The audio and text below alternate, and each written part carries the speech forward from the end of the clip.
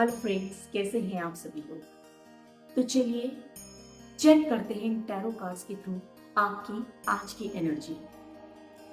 3 cards आपके लिए निकल कर आए हैं, जिसमें पहला कार्ड आया है किंग ऑफ सोर्ड्स का, दूसरा कार्ड आपके लिए निकल कर आया है 5 ऑफ पेंटिकल्स का, और तीसरा कार्ड निकल कर आया है 10 स्टार का। तो शुरू करते हैं आज की रीडिंग, ये collective and timeless reading.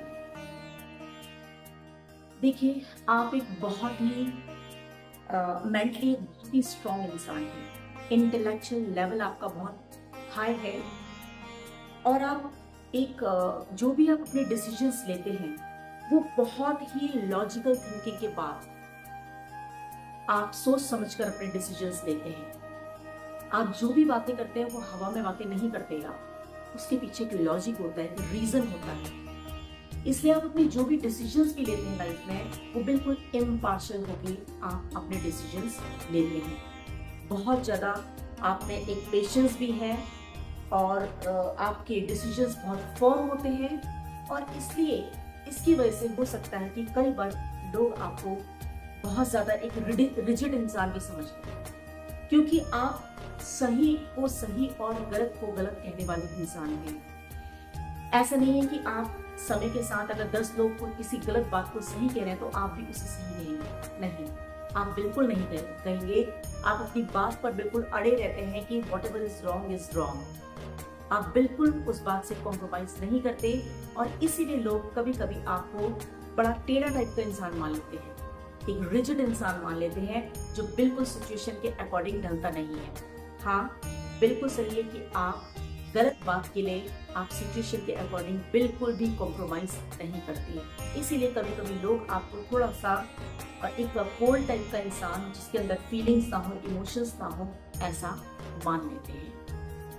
But actual में आपकी लीडरशिप बहुत अच्छी है, आपका कम्युनिकेशन बहुत स्ट्रांग है, आप एक बहुत अच्छे कम्युनिकेटर हैं, क्योंकि आपके प्लान्स बिल्कुल क्लियर कट रहते हैं। तो जो भी आप कम्युनिकेट करते हैं उसमें क्लैरिटी होती है, जो भी आप डिसीजन लेते हैं उसमें क्लैरिटी होती है। हो सकता है कि आप रिसेंटली किसी मतलब इससे पहले आप किसी अथॉरिटेटिव पोजीशन पे थे, आप किसी रिस्पॉन्सिबल पोजीशन पे थे, आप किसी रिस्पॉन्सिबिलिटी को होल्ड कर रहे थे, या फैमिली के अंदर भी अगर हो सकता है आप कोई लेडी हैं तो आप किसी एक रेस्पॉन्सिबल पोजीशन पे थे जहाँ आपकी पूरी रेस्पेक्ट थी, आपकी लीडरशिप थी, आपका रुतबा था, या अगर आप ऑफिस में हैं तो ये सारी चीजें वहां पर एप्लीकेबल थी, जहां पर आपका रुतबा, आपकी लीडरशिप, आपका कम्युनिकेशन, आपका डिसीजन, हर चीज की बहुत रेस्पेक्ट होती थी। आप क्योंकि आपके अंदर एक न सिर्फ लीडरशिप थी बल्कि आप एक अथॉरिटेटिव पोजीशन पे थे।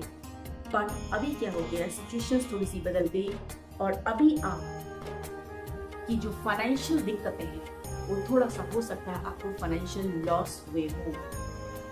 फाइनेंशियल लॉस की वजह से आप एक बड़े हेल्पलेस फील कर रहे हैं, बड़ी लाचारी सी आप फील कर रहे हैं, और एक तरीके से आपकी लाइफ का ये बहुत ही एक डार्क फेज है।